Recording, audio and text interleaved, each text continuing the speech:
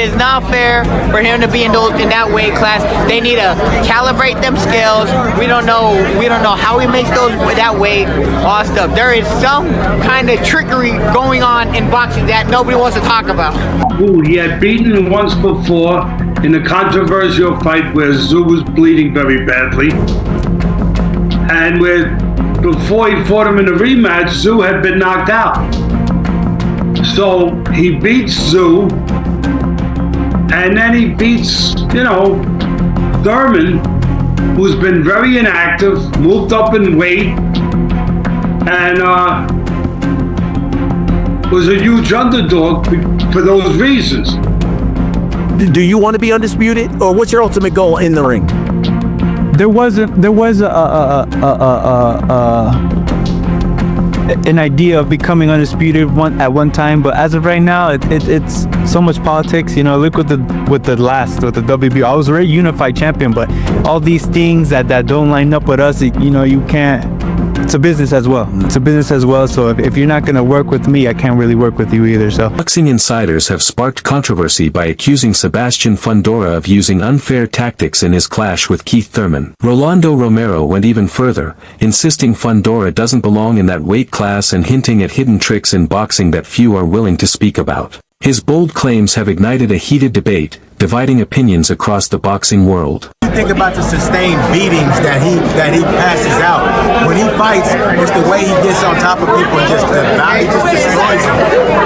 Man, he over there trying to chop everybody's head off. I'm telling you like this, man. I sit there, man. I just look. I'm like, there's no way. Like you gotta go over there and just like boom, right on the top like that, right?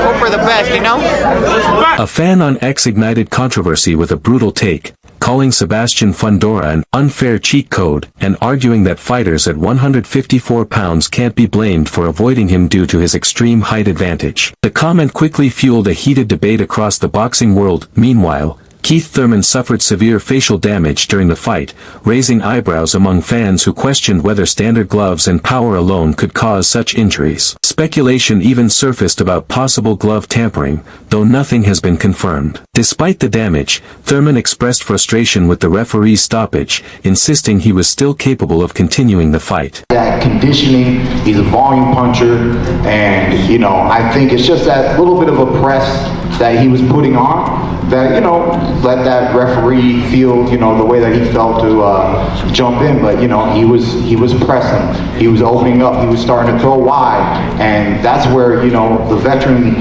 has an opportunity to shine. I'm telling you, man, the fans were loving it, the action was getting real, there was no need to just stop it right then and right there, but, once again, I'm not that beat up, I can fight more.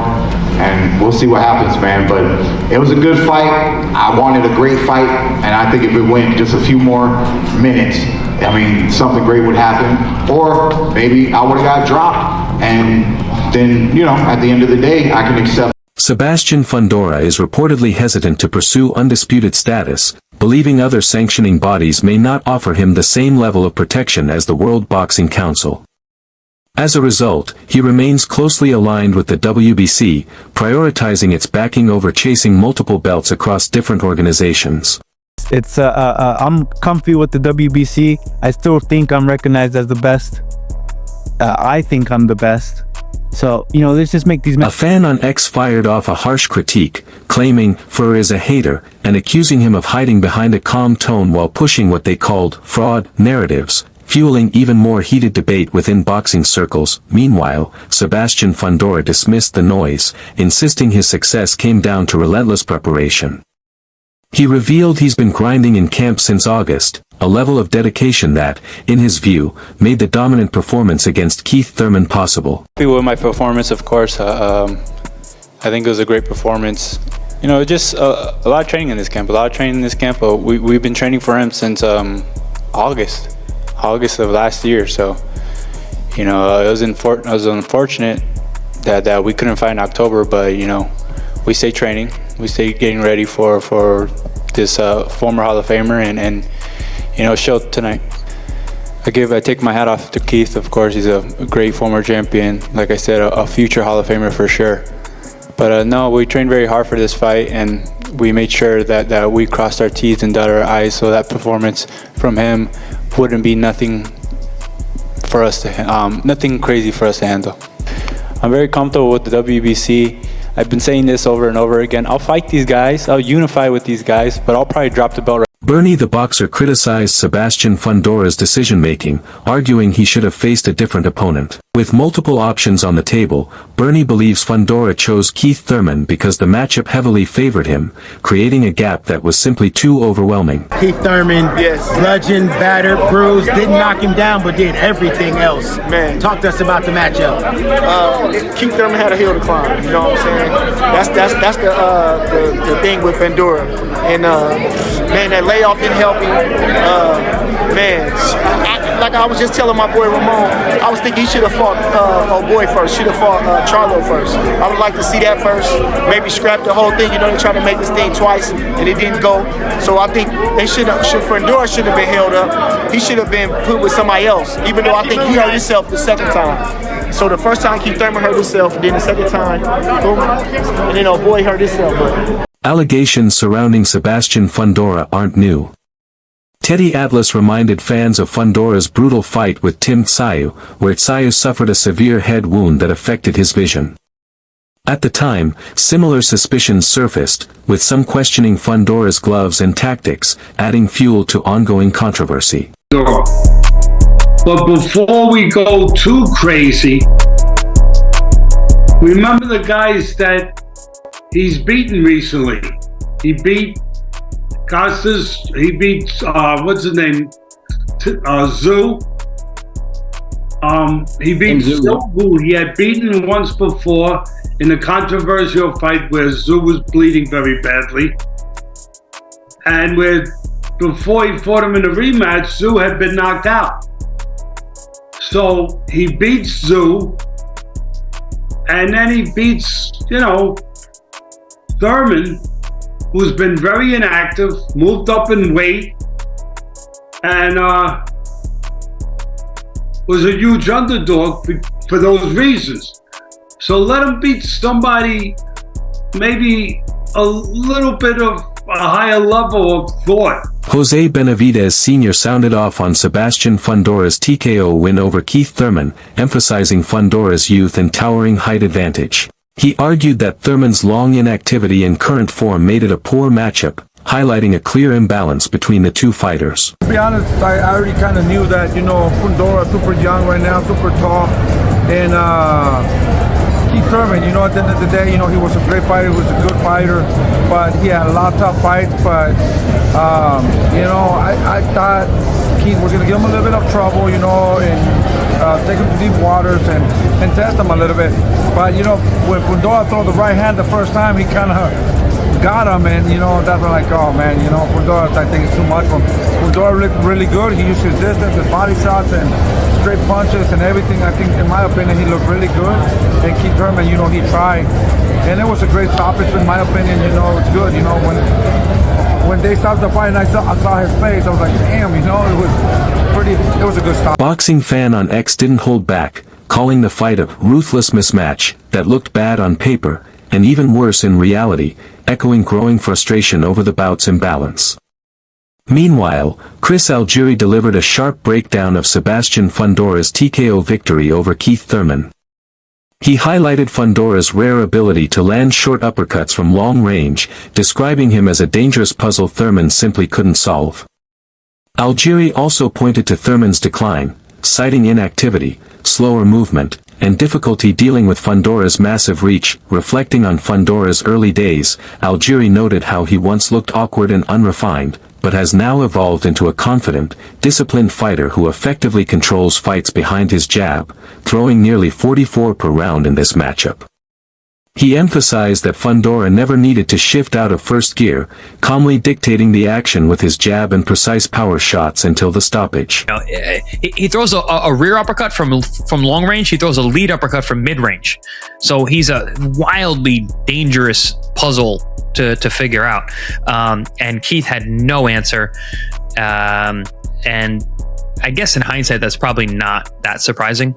Keith was not a 54-pounder. But yeah, it was underwhelming I should say. I expected a little more from Keith. Talks the big game.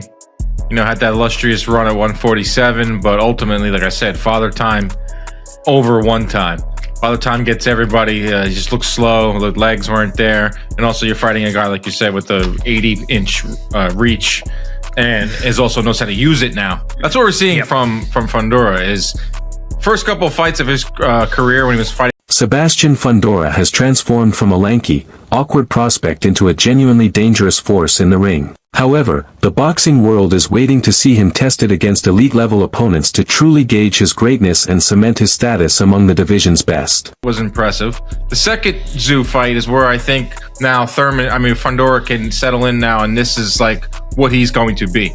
He's going to be a guy that pumps his jab. He's going to be a guy that throws power shots and lands power shots. His jab was really impressive. He threw 44 jabs per round in this fight. We're talking about a guy that never used to throw the jab. We always wondered, why does he fight on the inside when he has a bajillion-inch reach advantage over his opponents? But he's now settling in, and he started with the jab, and then he didn't even get out of first gear. Like, did you see? I didn't see Fundora exert any extra energy in this fight. He stuck behind his jab and threw short, concise power shots and just kept finding a home for them until the fight was ultimately stopped. I think Fundora is really coming into his own, but we gotta see him now with an elite level. Winky Wright reflected on Sebastian Fundora's dominant win over Keith Thurman, highlighting how Fundora's relentless pressure controlled the fight from start to finish. Wright explained that Thurman's constant movement, meant to create openings, instead drained his energy early, leaving him fatigued and ineffective. Fundora expertly capitalized on this, keeping the pressure steady, forcing Thurman onto the defensive, and dictating the pace. In Wright's view, the combination of Fundora's aggression and Thurman's excessive movement sealed the outcome, leaving Thurman unable to mount a meaningful offense. Part of the game, Fundora's a tough person to fight, tall, rangy, tough, and he threw a lot of punches and Keith had a little long layoff, and no excuse, man, he just a tough fighter. He's just tough to beat, and then Keith had to do what he had to do, you know what I'm saying? Do you think, was there any adjustments you feel that were lacking in there? Yeah, it was. I think he was doing too much movement. That's what got him kind of tired with his legs, and then he couldn't do the things that he wanted to do. But, Fundora was just trying to put the pressure on him. And like I said, it's been a while for Keith fighting, and then fighting somebody at that size. This is difficult. People can say what they want. You could do this, you could do that, but you ain't never fight nobody 6'6", 80-inch reach, and love. He was one time, he then turned into run time, as many people called him, but he still had really fun fights. Like his fight against Sean Porter in the Barclays Centre back in 2016, 10 years ago now. That was a great fight. It was competitive, it was close, but it was action from start to finish. It was brilliant. He then goes and he fights Danny Garcia. And that wasn't as fun, but it was still a good fight. And it was still Danny Garcia. I think Danny Garcia was still, peak Danny Garcia at the time. It wasn't that long removed from the Amir Khan fight, 5 years, but it's still reasonably good Danny Garcia. And you're thinking, right, Keith Thurman, the world's at your feet right now. You're unified champion at 147 pounds. Floyd Mayweather was getting ready to fight McGregor. You could be saying right now that he's gone, I'm the guy, this, that, and the other. You'd Kell Brook with you. So many things going. So many good options, so many good opportunities. And he sits out well over a year. In fact, he sits out the whole of 2018, and that was March 2017, so it was early March at that. He sits out the whole of 2017, the whole of 2018, comes back against Josecito Lopez in January. I think it was Josecito Lopez anyway, in January 2019. Doesn't look good in that fight, and then loses to Manny Pacquiao. Spends, 3 years nearly out of the ring? Fights Mario Barrios, and wins that. And then has another 3 years of inactivity to then fight Brock Javez, a guy who had previously lost at 140 pounds, and I think he'd fought even lighter than that, to now getting this fight with Sebastian Fundora. I have described the last 7 years of Keith Thurman's career like that, because there's been so little to talk about. I don't understand it. I don't get where the inactivity came from. I don't get the reason behind it. I don't get that he takes these 2 year breaks, comes back, has one fight, and then waits another 2 years.